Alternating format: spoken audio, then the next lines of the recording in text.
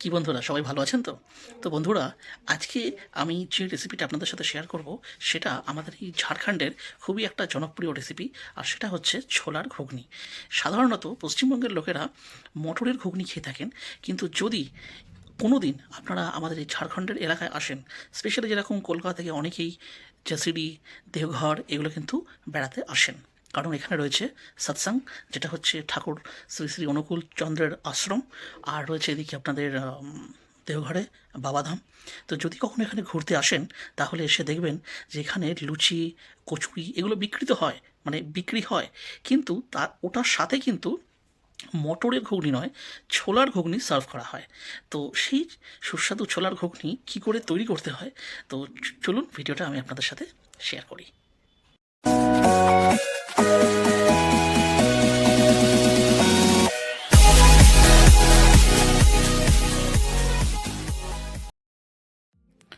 তো দেখুন বন্ধুরা, এখানে আমরা নিয়ে নিয়েছি 2 কাপ মতন ছোলা, আর সেটাকে জাস্ট ওভারনাইট আর কি ভিজিয়ে রেখেছি। আর তারপরে দেখুন এই ছোলাগুলো কি সুন্দর ফুলে গেছে। তো এটাকে বন্ধুরা আমরা জাস্ট খালি কুকারে দিয়ে দেবো, কুকারে দিয়ে 4টে সিটি মেরে নেব। তো এই রান্নাটা করতে হচ্ছে সর্ষের তেল। দেখুন সর্ষের তেল গরম করে এতে আমি দিয়ে দিলাম 1 চা চামচ মতন গোটা জিরে। আর এটা জাস্ট একটু যেই ফোড়নটা হয়ে যাবে, এতে আমি দিয়ে দেবো কেটে রাখা পেঁয়াজ।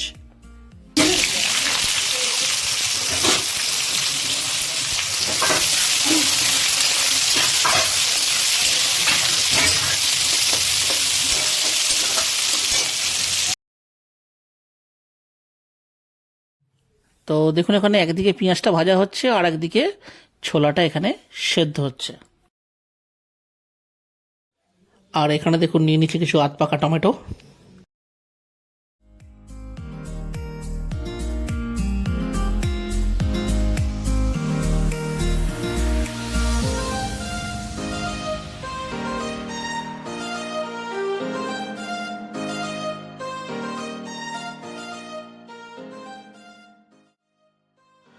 তো বন্ধুরা, এই যে ছোলার ঘুগনিটা, এতে কিন্তু একটু ছোট ছোট টুকরো করা আলু যায়। তো এই যে দেখুন আলু এখানে টুকরো করে কেটে নিয়েছি, আর এটাকে একটু আলাদা করে মানে ভেজে নিতে হবে আগে। আর এইখানে দেখুন নিয়ে নিয়েছি আমি আদা, রসুন আর কাঁচা লঙ্কা, যেটাকে জাস্ট একটু হাফ ক্রাশ করে নিতে হবে মিক্সিতে।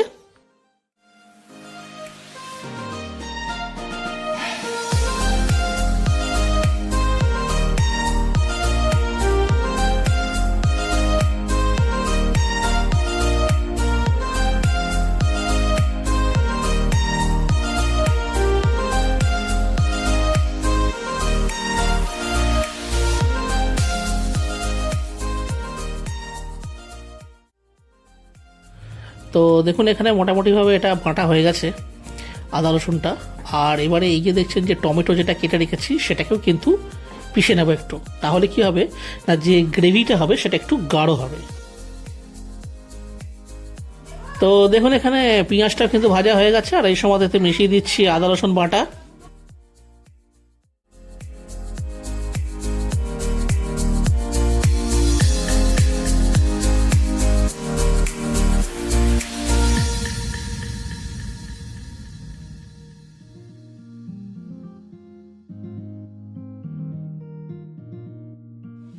তো বন্ধুরা দেখুন মোটামুটি 2 মিনিট প্রায় আমার ভাজা হয়ে গেছে। আর এই সময়তে দেখুন গ্যাসের ফ্লেম যেহেতু হাই আছে, আমি সামান্য দিয়ে দেবো একটু জল, যাতে আর কি তলাতে না লেগে যায়।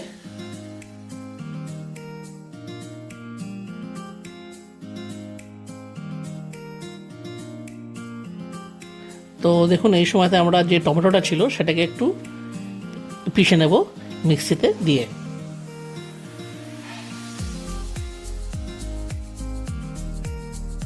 তো বন্ধুরা দেখুন এই সময়তে আমরা মিশিয়ে দেবো। এতে দেখুন আমরা প্রথমে দিয়ে দিচ্ছি 1 চা চামচ মতন জিরে গুঁড়ো, তারপরে দিয়ে দেবো 1 চা চামচ মতন ধনে গুঁড়ো, আর এতে যাবে হচ্ছে শুকনো লঙ্কার গুঁড়ো, কাশ্মীরি লাল লঙ্কার গুঁড়ো, হলুদ গুঁড়ো আর পরিমাণ মতন লবণ। ব্যাস এই হলো বেসিক মশলা।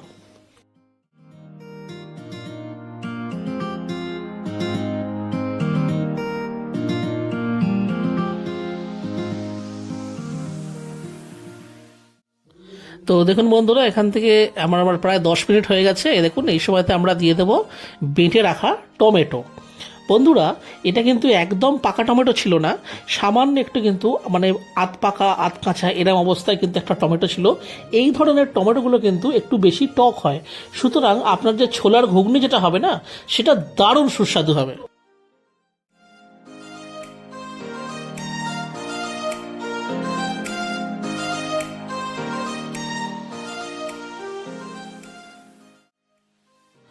তো বন্ধুরা দেখুন এদিকে মশলাটা হচ্ছে, ততক্ষণ চলুন আমি ছোলাটা আপনাদেরকে দেখিয়ে দিই যে কতটা সেদ্ধ হয়েছে। এই দেখুন ছোলাটাতে বন্ধুরা আমরা জাস্ট খালি 4টে সিটি দিয়ে নিয়েছিলাম, আর এই দেখুন ভালো মতন এটা সেদ্ধ হয়ে গেছে। এর থেকে বেশি সেদ্ধ হলে কিন্তু খেতে ভালো হবে না। তো দেখুন বন্ধুরা এখানে মশলাটা আমাদের হয়ে এসেছে, তবে এটাকে আরও জাস্ট 5 মিনিট কিন্তু একটু কখনো হাই ফ্লেমে কখনো স্লো ফ্লেমে কিন্তু কষতে হবে, তেল ছাড়া অবস্থা পর্যন্ত।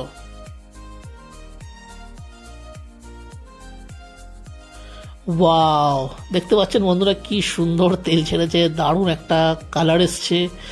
তো বন্ধুরা ছোলা বলে একটু হেও করে লাভ নেই, মানে ছোলার ঘুগনি প্রচণ্ড সুস্বাদু হয়। আপনারা প্লিজ এটা বাড়িতে একবার ট্রাই করে দেখবেন। এই দেখুন তেল কিরম পিটপিট করছে, ছাড়ছে, দারুণ দারুণ টেস্ট হয় বন্ধুরা। তো দেখুন বন্ধুরা এখানে আমাদের মানে মশলাটা কিন্তু হয়ে গেছে, সুতরাং আর কিন্তু হবে না। এবার হলে কিন্তু ওভার কুক মানে আর কি হয়ে যাবে। তো এই সময়তেই আমরা মিশিয়ে দেব এই যে দেখছেন সেদ্ধ করে রাখা যে ছোলা, এই ছোলাটা আমরা এতে দিয়ে এর সাথে ভালো করে একটুখানি কষতে হবে, কখনো হাই ফ্লেমে কখনো স্লো ফ্লেমে।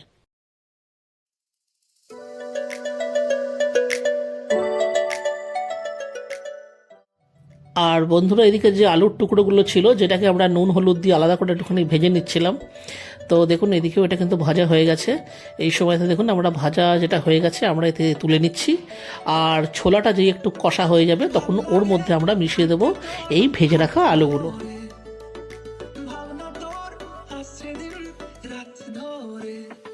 তো বন্ধুরা আলুগুলো মিশিয়ে দেওয়ার পরে দেখুন আমরা সেই ছোলা আলু সব একসাথে একটুখানি কষে নেব, বেশি না, জাস্ট 3 থেকে 4 মিনিট।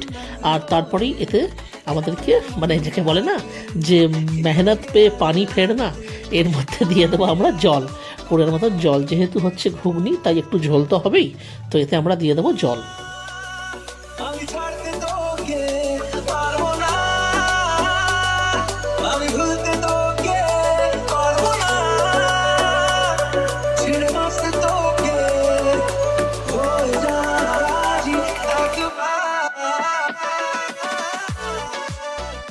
তো বন্ধুরা এই সময়তে আমরা দিয়ে দিচ্ছি একটুখানি লবণ অ্যাড করছি আরও, কারণ যেহেতু আর কি জল মিশাচ্ছেতে।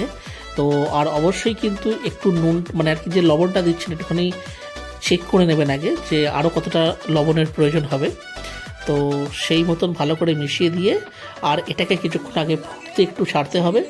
যখন দেখবেন যে ফুটছে তারপরে স্লো ফ্লেমে করে জাস্ট একটু মানে সেই ঢাকা চাপা দিলেও হয় না দিলেও হয়, জাস্ট একটুখানি ফুটবে। এই দেখুন কি সুন্দর ফুটছে এটা, ওয়াও দেখুন কি সুন্দর তেল ছেড়েছে, উফ দারুণ দারুণ।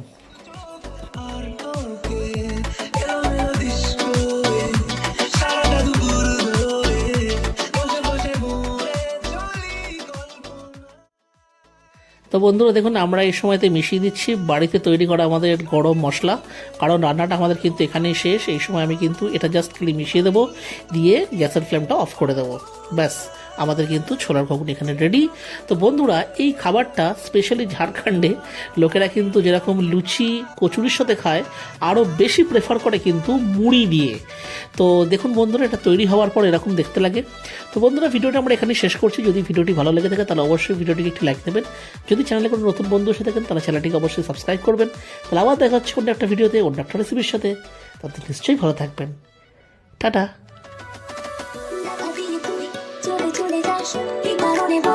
এত কিছু চাষ আমি